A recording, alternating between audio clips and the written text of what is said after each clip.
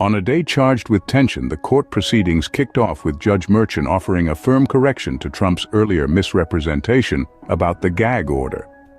This was more than just another day in the trial. It was bursting with unexpected revelations and heated confrontations. The curtain raised with Judge Merchan, reminding Trump that the gag order did not, in fact, prevent him from testifying. Contrary to Trump's previous statement, "I'm not allowed to testify because of an unconstitutional gag order." As the name of the order indicates, Judge Merchan clarified, it only applies to extrajudicial statements, not those spoken within the courtroom. It was an unmistakable reminder of the gravity of the situation and the court's earnest intent. In a bid to safeguard his client, Trump's lawyer argued that posts from Trump's Truth Social couldn't be considered as evidence. A daring strategy, questioning the court's capability to utilize social media as an investigative tool. The digital age collides with the courtroom, and the limits are put to the test. The day's proceedings veered towards technicality as the lawyer probed into the timeline of Cohen's phone, a thorough dissection of events, highlighting the particulars that often disappear in the wider narrative. The phone, a mute observer, harbored secrets that the court was eager to uncover. Heightening the day's drama, the next witness to ascend the stand was Georgia Longstreet, a paralegal from the Manhattan DA's office. Every phrase she voiced, every declaration she made, was under the scrutinizing eyes of the court, the attorneys, and the global audience. Her testimony promised to bring another dimension to the already labyrinthine case. As the stage was ready, the court steeled itself for the forthcoming testimonies. The anticipation pervaded the room, every individual hanging on the edge for the next utterance, the next disclosure.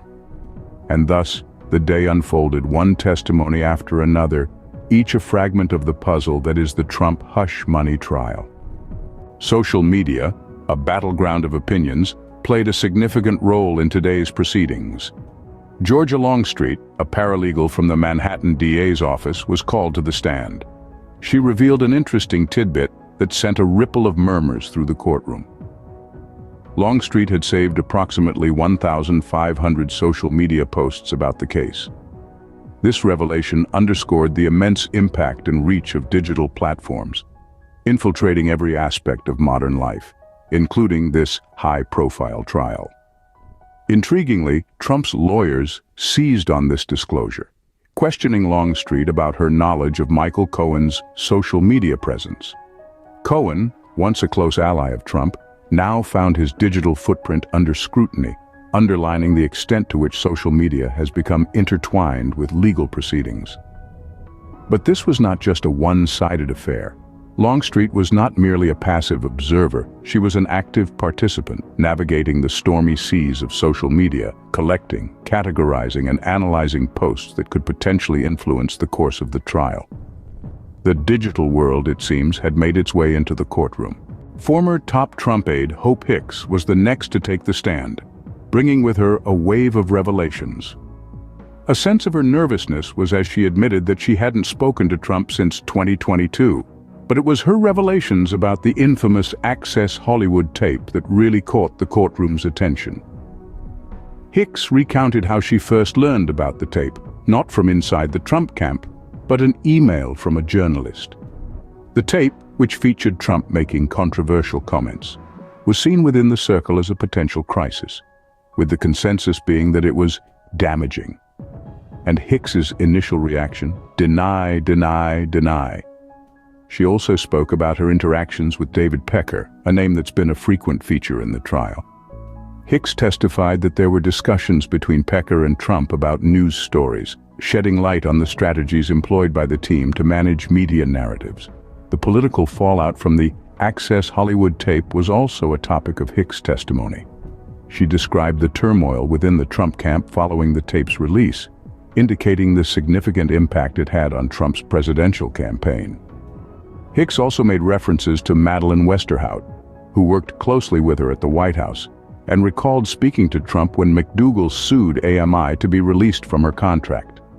Adding to that, Hicks provided more context around her perception of Michael Cohen.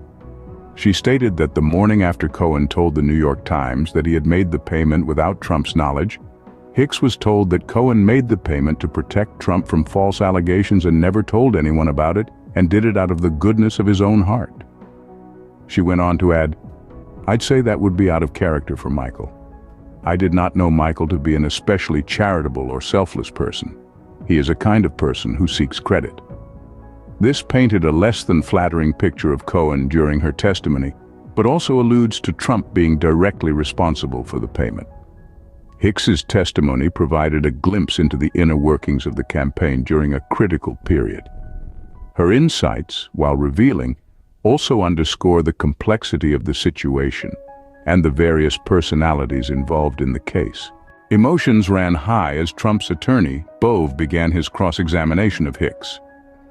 The atmosphere in the courtroom was thick with anticipation as Hicks prepared to answer some tough questions. A key point of this session was when Bove brought up the opportunities given to Hicks by the Trump family. This struck a chord with Hicks, and it was clear that this moment was deeply personal for her. Tears welled up in her eyes, giving the court a raw glimpse into the emotional toll of the trial. Hicks's testimony also shed light on the role of Michael Cohen, whom she characterized as Mr. Fix-It. This nickname speaks volumes about Cohen's function within the Trump organization, painting him as a problem solver who was always ready to step in when things got tough. As the day's proceedings came to an end, the court was left in a state of suspended animation. The next hearing was scheduled for Monday morning at 9:30, promising yet another chapter in this riveting saga. But the drama didn't stop at the courtroom doors. Outside, Trump took the opportunity to address reporters, accusing the Manhattan District Attorney of letting violent crime run rampant. These comments, while unrelated to the trial, added another layer to the unfolding narrative and showed Trump's continued willingness to challenge his opponents in the public sphere. As the day ended, the testimonies left the court and the public with much to ponder. The emotional cross-examination of Hicks, her insights into Cohen's role, and Trump's fiery comments all contribute to an intricate web of events that will continue to unfold in the coming days. If you're just as riveted by this unfolding drama as we are and want to stay updated with the Trump trial, make sure to subscribe to our channel. We're breaking down the most significant moments, providing you with the key insights and delivering them straight to your device. But we're not just here to relay the facts. We're interested in what you think. What impact do you think today's testimonies will have on the trial's outcome? Do you think Hicks's emotional cross-examination will sway the jury, or will Trump's public comments carry more weight? And what about Mr. Fix-It Michael Cohen? Is his role in the Trump organization more significant than we've been led to believe? We want to hear your thoughts. So let's start a conversation. Let us know in the comments below.